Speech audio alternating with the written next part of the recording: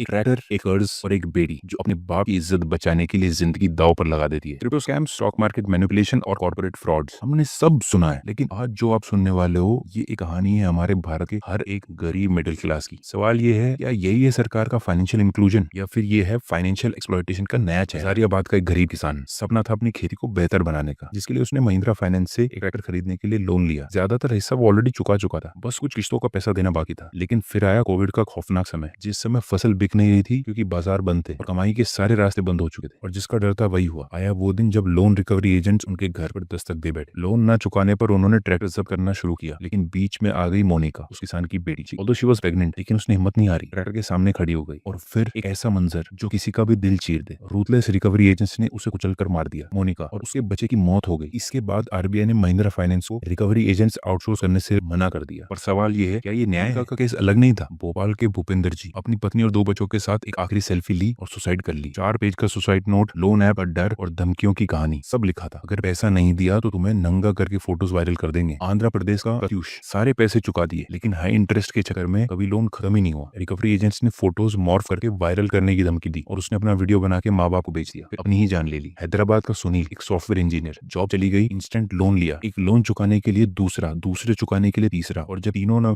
मिलकर public shaming शुरू की, सुनील ने भी अपनी जान ले ली। ये कहानियां दिखाती हैं कि प्रॉब्लम एक जगह नहीं है, ये एक नेशनल एपिडेमिक होंगे। कैसे चलती है ये कंपनी? है NBFCs, non banking financial companies. Banks की तरह नहीं, इन पे स्ट्रिक्ट आरबीआई रेगुलेशंस नहीं लगे। यूएसपी ये है कि instant loan, minimal paper work, बस एक सेल्फी, पैन कार्ड और लोन अप्रूव। आरबीआई का अपना डेटा कहता है कि छोटे पर्सनल लोन्स का एक बड़ा हिस्सा एनबीएफसीज के थ्रू होता है। इंटरेस्ट कभी 24%, कभी 36%, कभी उससे भी ज्यादा, और रिकवरी किसी भी हद तक जा सकती है। कंपनीज, आपकी प्राइवेसी, आपका डेटा, सब इनके लिए टूल्स हैं। और आरबीआई कहता है वी आर मॉनिटरिंग का मतलब बस देख रहे हैं, एक्शन होगा कभी। बैंक्स को डायरेक्ट बैंकिंग लाइसेंस नहीं मिलता, लेकिन एनबीएफसी रूट ओपन है सबके लिए। फाइनेंस मिनिस्टर ने उन्हें सिस्टमैटिकली सिग्निफिकेंट बोला और एनकरेज किया कि कमर्शियल बैंक्स के बराबर वॉल्यूम टारगेट करें। सोचो, जिन्होंने मोनिका जैसे केसेस क्रिएट किए उनको एनकरेज किया जा रहा है। जब प्रॉफिट और पब्लिक इंटरेस्ट टकराते हैं तो जीत हमेशा प्रॉफिट की होती है। बैंकिंग घट रही है। 2010 में रिमोट एरियाज का 58% कवरेज था, अब यह सिर्फ 38% तक रह गया है। गाँव के लोग मजबूर हैं प्राइवेट एप्स के थ्रू लोन लेने के लिए। डिजिटल इंडिया के स्लोगन्स के बीच सच ये है कि इंटरनेट पेनिट्रेशन सिर्फ 43% है और जो एप्स हैं हाफ द टाइम क्रैश हो जाती है। जितना पब्लिक बैंकिंग कम होता है उतना शेडी प्राइवेट लैंडिंग ज्यादा होता है। लोग कहते हैं कि इन्होंने